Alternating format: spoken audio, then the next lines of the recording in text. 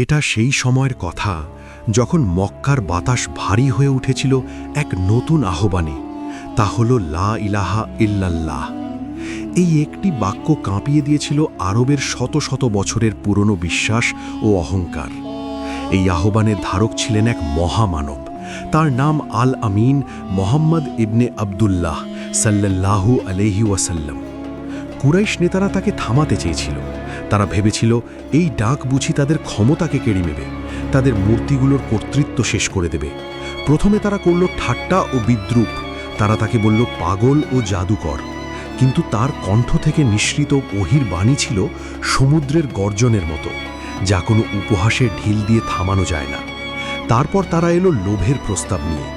মক্কার সর্দার আবু ওয়ালিদ উতবা বিন রাবিয়া গেল তার কাছে, বলল, হে ভাতিজা, তুমি যদি চাও আরবের সর্বশ্রেষ্ঠ সুন্দরী, আমরা তার ব্যবস্থা করব। আমরা তোমাকে আমাদের মধ্যে সবচেয়ে ধনী বানিয়ে দেব। আর যদি চাও রাজত্ব, আমরা তোমাকে আমাদের রাজা হিসেবে মেনে নেব। শুধু তুমি এই নতুন কথা বলা বন্ধ করো। কিন্তু পাহাড়ের মতো অটল সেই মহামানব শান্তভাবে তার কথা শুনলেন। তারপর তেলাওয়াত করলেন সূরা ফুসসিলাতের কয়েকটি আয়াত। সে ঐশী বাণীর ভারে উতবার মতো শক্তিশালী নেতাও স্তব্ধ হয়ে গেল। সে ফিরে এসে তার সঙ্গীদের বলল, আল্লাহর কসম, আমি এমন কথা শুনেছি যা কোনো কবিতা নয়, জাদুও নয়। তোমরা আমার কথা শোনো, লোকটিকে তার অবস্থার ওপর ছেড়ে দাও। কিন্তু অহংকার যাদের শিরায় শিরায় গেঁথে আছে, তারা কখনো সত্যের আলো সহ্য করতে পারে না। তারা বেছে নিল নির্যাতনের পথ। এরপর হযরত বেলাল রাদিয়াল্লাহু তাআলা আনহুর বুকে রাখা হলো মরুভূমির তপ্ত পাথর, আর তিনি এক অদম্য বিশ্বাসে উচ্চারণ করলেন, আহাদ আহাদ। এরপর আম্মার রাদিয়াল্লাহু তাআলা আনহুর পরিবারকে দেওয়া হলো অবর্ণনীয় যন্ত্রণা। তার মা সুমাইয়া রাদিয়াল্লাহু তাআলা আনহা হলেন ইসলামের প্রথম নারী শহীদ। তার বাবা ইয়াসির রাদিয়াল্লাহু তাআলা আনহু হলেন প্রথম পুরুষ শহীদ। কিন্তু রক্তের প্রতিটি ফোঁটা যেন ইসলামের চারাগাছটিকে আরও শক্তিশালী করে তুলছিল। নির্যাতনে বিশ্বাস কমছিল না, বরং বাড়ছিল। এই দৃশ্য দেখে কুরাইশদের ক্রোধ আর হতাশা মিলেমিশে এক ভয়ঙ্কর রূপ নিল। তারা বুঝল মোহাম্মদ সাল্লাল্লাহু আলাইহি ওয়াসাল্লামকে তার অনুসারীদের থেকে আলাদা করা যাবে না। তাকে রক্ষা করছে তার গোত্র বনু হাসিম ও বনু মুত্তালিব, বিশেষ করে তার চাচা আবু তালিবের ইস্পাত কঠিন ভালোবাসা। তাই তারা এক চূড়ান্ত শয়তানি পরিকল্পনা করল। সেদিন দারুন নাদুয়া পরিণত হয়েছিল এক শয়তানের দরবারে। মক্কার বড় বড় সর্দার আবু জাহাল, আবু সুফিয়ান, উতবা, সাইবা, আবুল আহাব, এরা সবাই উপস্থিত। তাদের একটাই উদ্দেশ্য, মোহাম্মদ সাল্লাল্লাহু আলাইহি ওয়াসাল্লাম এবং তার আন্দোলনকে চিরতরে স্তব্ধ করে দেওয়া। আবু জাহাল, যার আসল নাম আমর ইবনে হিশাম, কিন্তু তার জ্ঞানহীন কর্মকাণ্ডের জন্য নবীজি সাল্লাল্লাহু আলাইহি ওয়াসাল্লাম তাকে উপাধি দিয়েছিলেন আবু জাহাল। আবু জাহাল উঠে দাঁড়িয়ে বিষাক্ত কণ্ঠে বলল, হে কুরাইশগণ, আর কতদিন আমরা মোহাম্মদের এই ধৃষ্টতা সহ্য করব? সে আমাদের দেবতাদের অপমান করে, আমাদের বাপদাদার ধর্মকে মিথ্যা বলে, আমাদের সমাজে বিভেদ সৃষ্টি করে। আমরা তাকে লোভ দেখিয়েছি, ভয় দেখিয়েছি, তার অনুসারীদের নির্যাতন করেছি, কিন্তু কোনো কিছুতেই কাজ হচ্ছে না। এর মূল কারণ হল আবু তালিব আর তার গোত্র বনু হাসিম। তারা তাকে আঁকড়ে রেখেছে। আবু লাহাব নবীজির আপন চাচা, কিন্তু সেও ঈর্ষার আগুনে জ্বলে পুড়ে ছাই। সে সাই দিয়ে বলল, আবু জাহাল ঠিকই বলেছে, যতক্ষণ বনু হাসিম তাকে রক্ষা করবে, আমরা তার কিছুই করতে পারবো না।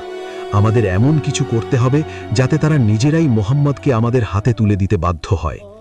অনেক আলোচনার পর তারা এক চূড়ান্ত সিদ্ধান্তে পৌঁছল। তারা একটি চুক্তিপত্র লিখবে, একটি সামাজিক ও অর্থনৈতিক বয়কটের চুক্তি। চুক্তিপত্রটি লেখার দায়িত্ব দেওয়া হল মনসুর ইবনে ইকরিমা নামক এক ব্যক্তিকে। কথিত আছে, যখন সেই জালিম চুক্তিটি লিখছিল, তখন তার কয়েকটি আঙুল অবশ হয়ে গিয়েছিল। কিন্তু শয়তানের প্ররোচনায় সে থামেনি। সেই চামড়ার টুকরোয় লেখা হলো মানব ইতিহাসের অন্যতম নিষ্ঠুরতম কয়েকটি লাইন। আজ থেকে মক্কার কোনো ব্যক্তি বনু হাসিম ও বনু মুত্তালিব গোত্রের সাথে কোনো ধরনের আত্মীয়তার সম্পর্ক রাখবে না। তাদের কোনো ছেলে বা মেয়ের সাথে নিজেদের ছেলে মেয়েদের বিয়ে দেওয়া বা তাদের থেকে বিয়ে করা সম্পূর্ণরূপে নিষিদ্ধ। তাদের কাছে কোনো প্রকার খাদ্যশস্য বা কোনো জিনিসপত্র বিক্রি করা হবে না, এবং তাদের থেকে কোনো কিছু ক্রয় করাও যাবে না। তাদের সাথে কোনো প্রকার সামাজিক মেলামেশা, কথাবার্তা বা দেখা সাক্ষাৎ রাখা যাবে না। এই চুক্তি ততক্ষণ অটুট থাকবে যতক্ষণ না বনু হাশিম গোত্র মোহাম্মদকে হত্যার জন্য আমাদের হাতে তুলে দেবে। চুক্তিটি লেখা শেষ হল। মক্কার প্রায় 40 জন গোত্রপ্রধান তাতে স্বাক্ষর করল। তারপর চরম ঔদ্ধত্যের সাথে সেই অভিশপ্ত চুক্তিপত্রটি ঝুলিয়ে দেয়া হল পবিত্র কাবার ভেতরের দেয়ালে, যেখানে আরবরা তাদের সবচেয়ে গুরুত্বপূর্ণ নথিপত্র সংরক্ষণ করত। তারা ভেবেছিল কাবার দেয়ালে ঝোলানো এই চুক্তিটি অলঙ্ঘনীয়। তারা ভেবেছিল ক্ষুধার্ত একাকিত্বের চাপে আবু তালিব ভেঙে পড়বে। তারা ভেবেছিল কয়েক মাস পর বনু হাশিম হাঁটু গেড়ে ক্ষমা চাইবে আর মুহাম্মদ সাল্লাল্লাহু আলাইহি ওয়াসাল্লামকে তাদের হাতে তুলে দেবে। তারা জানত না তারা আসলে একদল বিশ্বাসী মানুষের ঈমানের পরীক্ষা নেওয়ার জন্য আল্লাহর এক মহানির্ভর পরিকল্পনাকে বাস্তবায়িত করছে। খবরটা যখন বনু হাশিমের কাছে পৌঁছালো, তখন এক নিস্তব্ধতা নেমে এলো। আবু তালিবের কপালে চিন্তার ভাঁজ গভীর হল। তিনি জানতেন তার সামনে দুটি পথ খোলা: ভাতিজাকে কুরাইশদের হাতে তুলে দিয়ে আরামে জীবনযাপন করা, অথবা ভাতিজাকে রক্ষা করার জন্য নিজের পুরো গোত্রকে নিয়ে এক অবর্ণনীয় কষ্টের সাগরে ঝাঁপ দেওয়া। তিনি দ্বিতীয় পথটি বেছে নিলেন, কারণ তিনি জানতেন তার ভাতিজা কোনো সাধারণ মানুষ নন। তিনি বনু হাশিম ও বনু মুত্তালিবের সকল সদস্যকে ডাকলেন। গোত্রের সম্মান রক্ষার এই আহ্বানে প্রায় সকলেই সাড়া দিলেন, শুধু আবু লাহাব ছাড়া। সে নিজের গোত্রের সাথে বিশ্বাসঘাতকতা করে কুরাইশদের দলে যোগ দিল। সিদ্ধান্ত হলো তারা মক্কা শহর ছেড়ে দেবে।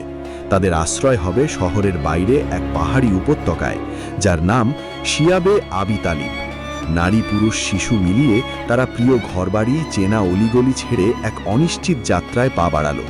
দিনের বেলায় সূর্যের তাপে পাথরগুলো হয়ে উঠত জ্বলন্ত আগুন, আর রাতের বেলায় মরুভূমির হিম শীতল হাওয়া হাড় পর্যন্ত কাঁপিয়ে দিত। প্রথম দিনগুলো ছিল অদ্ভুত এক নীরবতায় ভরা। শিশুরা বুঝতেই পারছিল না কেন তাদের খেলার জায়গা ও চেনা ঘর ছেড়ে পাথরের প্রান্তরে তাঁবু খাটাতে হচ্ছে।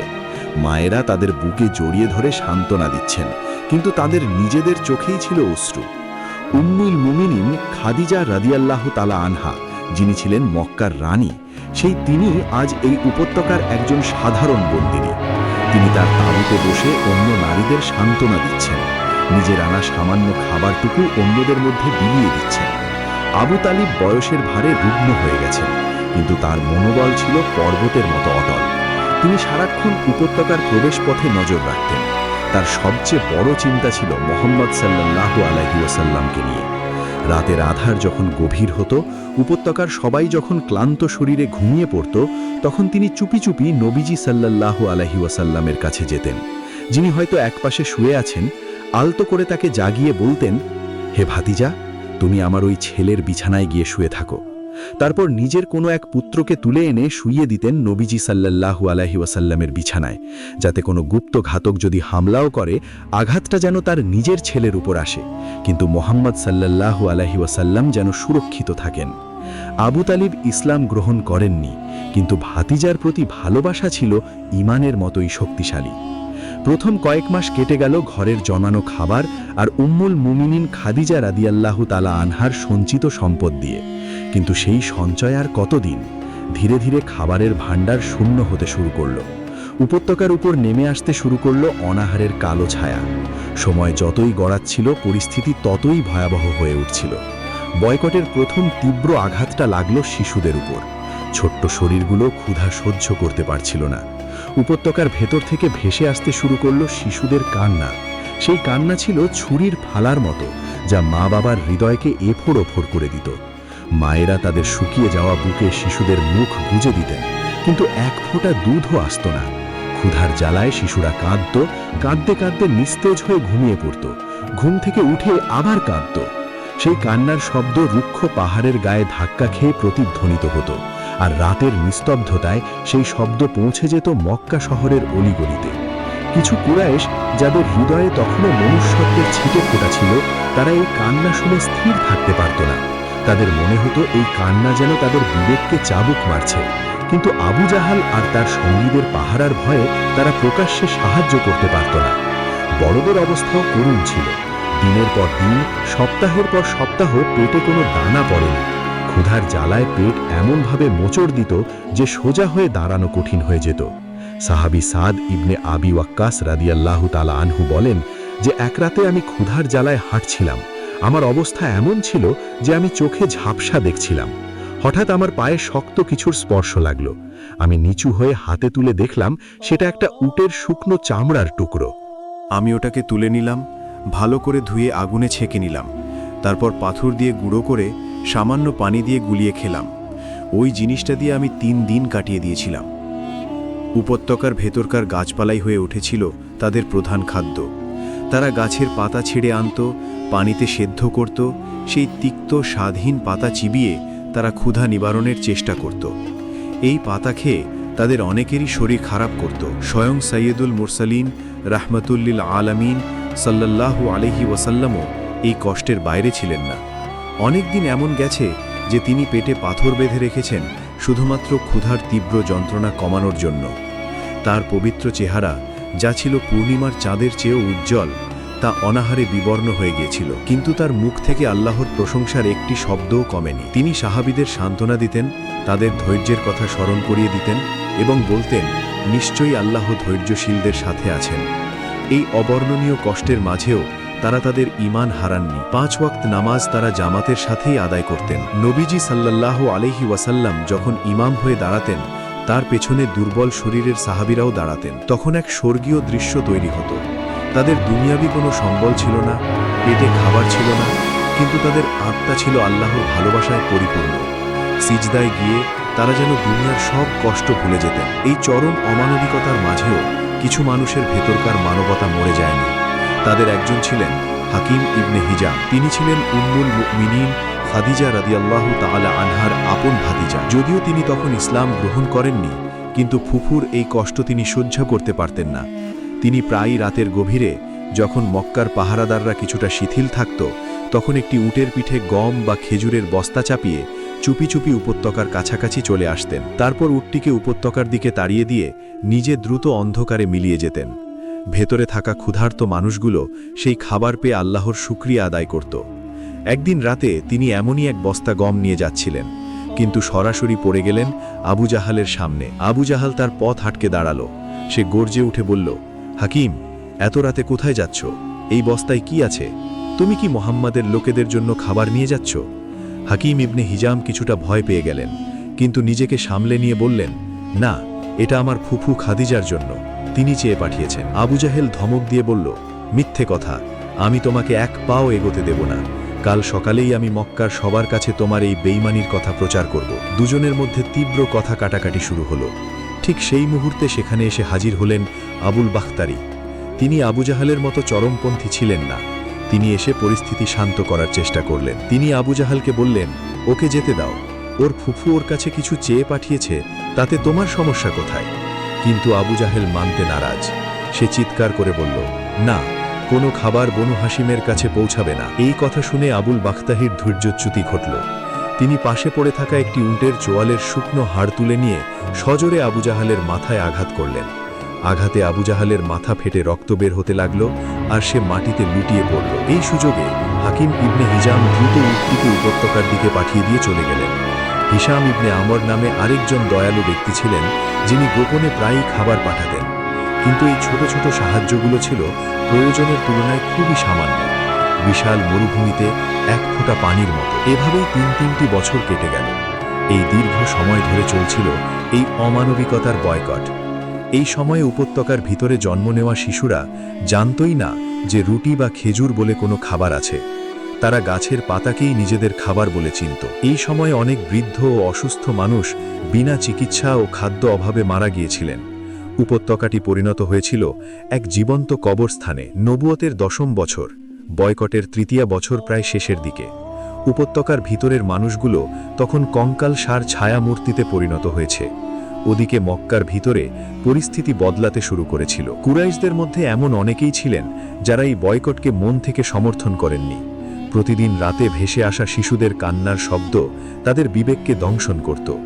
এর মধ্যে সবচেয়ে বেশি অনুতপ্ত ছিলেন হিশাম ইবনে আমার। তিনি একদিন আর স্থির থাকতে পারলেন না। তিনি সোজা চলে গেলেন জোহের ইবনে আবু উমাইয়ার কাছে।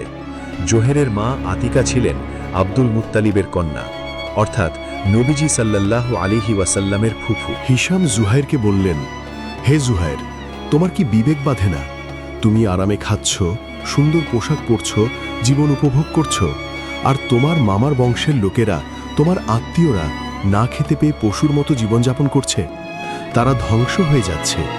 আল্লাহর কসম, আমি যদি আবু জাহেলের মতো হতাম আর আমার মামার বংশের সাথে যদি এমন আচরণ করা হতো, আমি কিছুতেই তা মেনে নিতাম না। জুহাইরের ভেতর ক্ষোভের আগুন জ্বলছিল। হিশামের এই কথাগুলো সে আগুনে ঘি ঢেলে দিল। তিনি বলে উঠলেন, তুমি ঠিকই বলেছ হিশাম, কিন্তু আমি একা কি করতে পারি? আমার প্রতিবাদ করলে কেউ শুনবে না। হিশাম দৃঢ় কণ্ঠে বললেন, তুমি একা নও, আমি তোমার সাথে আছি। জুহাইর বললেন, তাহলে তৃতীয় আরেকজন খুঁজে বের করো। এরপর হিশাম গেলেন মুতিম ইবনে আদির কাছে। হিশাম তাকে বনু হাসিমের সাথে আত্মীয়তার কথা মনে করিয়ে দিলেন। মুতিম রাজি হলেন। এরপর তারা গেলেন আবুল বাখতারি এবং জামা ইবনুল আসাদের কাছে। তারাও এই অমানবিক চুক্তির অবসান ঘটাতে একমত হলেন। এভাবে 5 জন প্রভাবশালী কুরাইশ নেতা একজোট হলেন। তারা শপথ করলেন পরদিন সকালে তারা কাবার চত্বরে জনসমক্ষেই চুক্তি বাতিলের দাবি তুলবেন। পরদিন সকালে জুহাইর ইবনে আবু উমাইয়া প্রথমে কাবার চারপাশে 7 বার তাওয়াফ করলেন। তারপর সমবেত জনতার দিকে ফিরে উচ্চস্বরে বলতে শুরু করলেন, হে মক্কাবাসী, এ কেমন অবিচার আমরা মেনে নিয়েছি? আমরা আরামে খাবো, ভালো পোশাক পরব, আর আমাদের ভাই বনু হাসিম ও বনু মুত্তারিব তারা না খেতে পেয়ে ধ্বংস হয়ে যাবে। তাদের কাছে কিছু বিক্রি করা হচ্ছে না, তাদের থেকে কিছু কেনাও হচ্ছে না। আল্লাহর কসম, আমি ততক্ষণ পর্যন্ত শান্ত হয়ে বসব না যতক্ষণ পর্যন্ত এই জালিম ও আত্মীয়তার সম্পর্ক ছিন্নকারী চুক্তিপত্রটি ছিঁড়ে ফেলা হচ্ছে। এই ঘোষণা ছিল এক বজ্রপাতের মতো। আবু জাহেল এক কোনায় বসে সব দেখছিল। সে সাথে সাথে উঠে দাঁড়িয়ে গর্জে উঠল, মিথ্যা কথা বলছো তুমি, এই চুক্তি কখনোই ছেড়া হবে না। কিন্তু পরিকল্পনা অনুযায়ী সাথে সাথেই জামা প্রতিবাদ করলেন, বরং তুমি সবচেয়ে বড় মিথ্যাবাদী আবু জাহল। আল্লাহর কসম, যেদিন এই চুক্তিটি লেখা হয়েছিল আমরা সেদিন এতে রাজি ছিলাম না। এরপর আবুল বাখতারি বলে উঠলেন, ঠিক বলেছ, আমরা এই অন্যায় চুক্তির বিষয়বস্তু সমর্থন করি না এবং এটা আমরা মানব না। তারপর মুতিম ইবনে আদি বললেন, তোমরা দুজনেই সত্যি বলেছ, যে এর বিরুদ্ধে কথা বলবে সেই মিথ্যেবাদী। আমরা এই চুক্তি এবং এতে যা লেখা আছে তা থেকে আল্লাহর কাছে মুক্তি চাই। সবশেষে হিশাম ইবনে আমর তাদের সমর্থন করলেন। আবু জাহাল হতভম্ব হয়ে গেল। সে বুঝল এটি একটি পরিকল্পিত পদক্ষেপ এবং খেলা তার হাতের বাইরে চলে গেছে। সে অসহায় হয়ে একপাশে দাঁড়িয়ে রইল। কুরাইশ নেতারা যখন চুক্তিপত্র নিয়ে বিবাদে লিপ্ত, ঠিক সেই সময় আবু তালিব এক অদ্ভুত খবর নিয়ে কাবার চত্বরে এসে হাজির হলেন। তার চেহারায় ছিল এক গভীর আত্মবিশ্বাস। এর পেছনের ঘটনা হল, আল্লাহ তাআলা ওহির মাধ্যমে তার প্রিয় নবী সাল্লাল্লাহু আলাইহি ওয়াসাল্লামকে আগেই জানিয়ে দিয়েছিলেন যে তিনি কুরাইশদের সেই অহংকারী চুক্তিপত্রের ওপর উইপোকা পাঠিয়েছেন। উইপোকাগুলো সেই চামড়ার টুকরো থেকে সমস্ত অন্যায় ও জুলমের কথা খেয়ে ফেলেছে।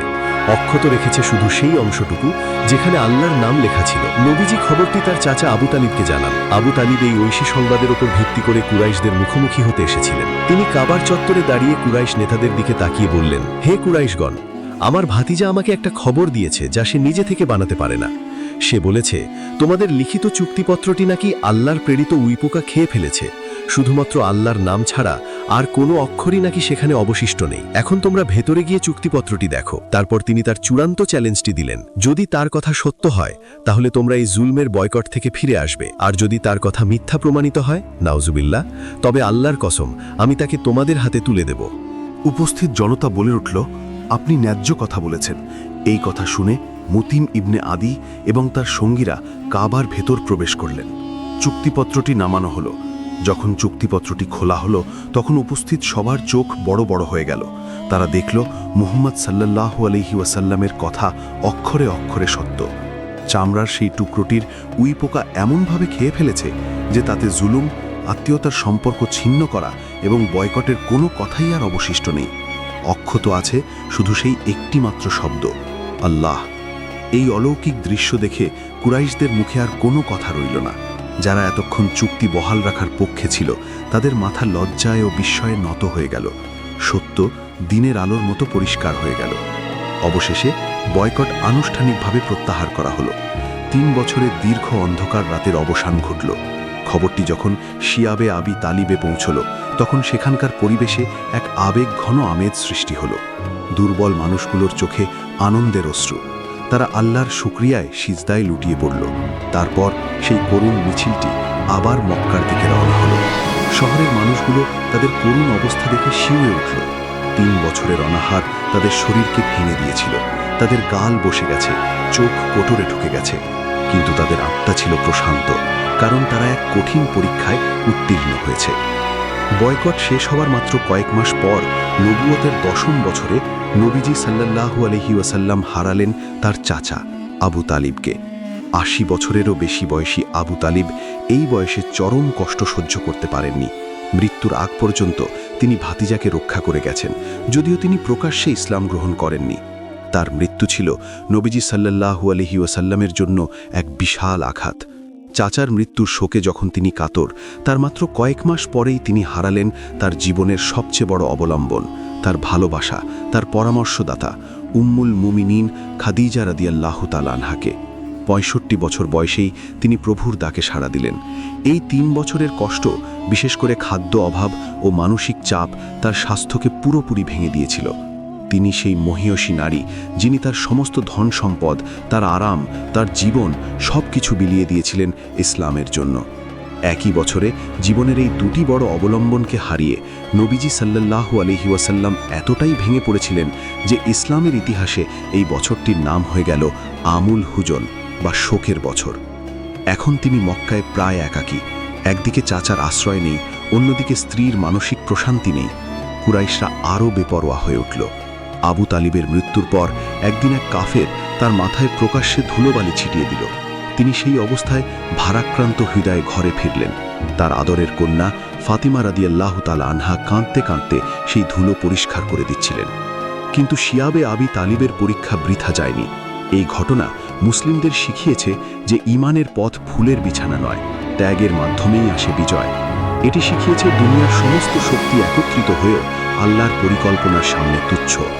সবচেয়ে বড় কথা, এই চরম কষ্টের পর আল্লাহ তার প্রিয় হাবিবকে তার সান্নিধ্যে ডেকে নিয়ে গিয়েছিলেন এক অলৌকিক সফরে, যা ইতিহাসে ইসরা ও মিরাজ নামে পরিচিত। সেই সফরে তিনি পেয়েছিলেন আল্লাহর পক্ষ থেকে সরাসরি সান্ত্বনা এবং মুসলিম উম্মার জন্য শ্রেষ্ঠ উপহার, 5 ওয়াক্ত নামাজ। আলহামদুলিল্লাহ, এই ছিল আজকের গল্প। আশা করি এই গল্প থেকে আমরা সবাই শিক্ষা নেব আর আমাদের ঈমান আরও দৃঢ় হবে ইনশাআল্লাহ। যদি গল্পটি ভালো লেগে থাকে তাহলে ভিডিওটিতে একটি লাইক দিন, আর এমন অনুপ্রেরণাদায়ক ইসলামিক গল্প শুনতে আমাদের চ্যানেলটি সাবস্ক্রাইব করুন। মন্তব্যে লিখে জানান পরের গল্পে আপনি কি শুনতে চান। পরবর্তী ভিডিওতে আবার দেখা হবে। ততদিন পর্যন্ত আল্লাহ হাফেজ।